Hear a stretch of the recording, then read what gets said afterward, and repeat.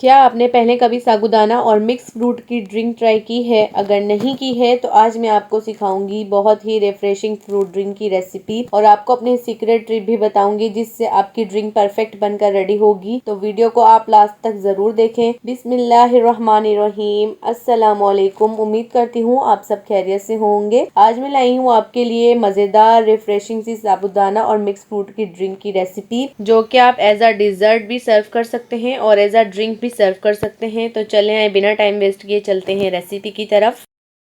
तो सबसे पहले आपने लेना है यहाँ आधा कप साबूदाना और इसे हमने पकाना है। तो मैंने पहले ही चूल्हे पर सॉसपैन में पानी डालकर गर्म होने के लिए रख दिया है।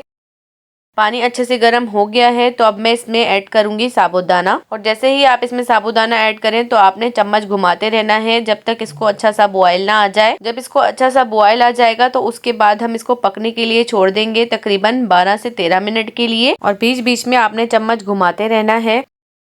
तो देखें जी, थोड़ी देर पकने के बाद साबूदाना इस कंडीशन में आ गया है। अभी हमने इसको थोड़ा सा और कुक करना है।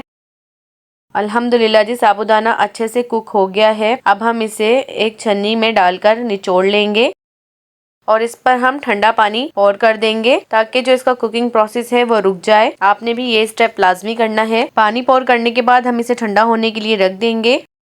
अब आपने लेना है full cream milk powder 2 table spoon और आप चाहें तो आप टी व्हाइटनर भी यूज कर सकते हैं। अब सबसे पहले आपने एक पतीले में दूध ऐड करना है। मैं यहाँ पे टेट्रा पैक दूध ले रही हूँ। आप चाहें तो आप डेयरी का गाढ़ा दूध इसमें यूज कीजिएगा, तभी आपका जो कस्टर्ड है वो फुल क्रीमी बनकर रेडी होगा। अब मैं इसमें ऐड कर रही हूँ 2 टेबल स्पून मिल्क पाउडर और मैंने अभी फ्लेम ऑन नहीं की है। पहले आपने ठंडे दूध के अंदर ही मिल्क पाउडर ऐड करके उसे अच्छी तरह मिक्स करना है। उसके बाद आपने फ्लेम ऑन करनी है। मिल्क पाउडर दूध में अच्छी तरह मिक्स हो गया है। अब हम फ्लेम ऑन कर कर इसे पकने के लिए रख देंगे जब तक इसे बॉयल ना आ जाए। मैं यहाँ पर ले रही हूँ 2 टेबल स्पून वनीला कस्टर्ड। आप चाहें तो आप अपनी मर्जी का कोई भी कस्टर्ड इसमें ऐड कर सकते हैं। कस्टर्ड में ऐड करेंगे आधा कप ठंडा दूध। दूध ठंडा ही होना चाहिए, गर्म दूध आप इसमें ऐड मत कीजिएगा। और अच्छी तरह इसको मिक्स कर लेना है। अब ये कस्टर्ड पाउडर अच्छे से मिक्स हो गया है।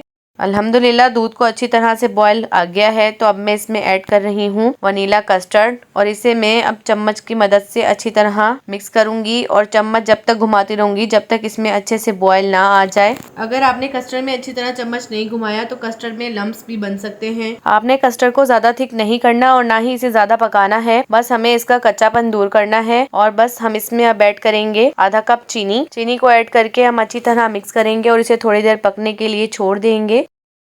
कस्टर्ड अच्छे से बनकर रेडी हो गया है। देखें ये कंसिस्टेंसी होनी चाहिए। अब मैं इसे एक बड़े बाउल में ट्रांसफर करके इसे ठंडा होने के लिए रख दूंगी। जब कस्टर्ड अच्छी तरह ठंडा हो जाए तो आप इसे फ्रिज में रख दें और आपने इसको बिल्कुल चिल कर लेना है।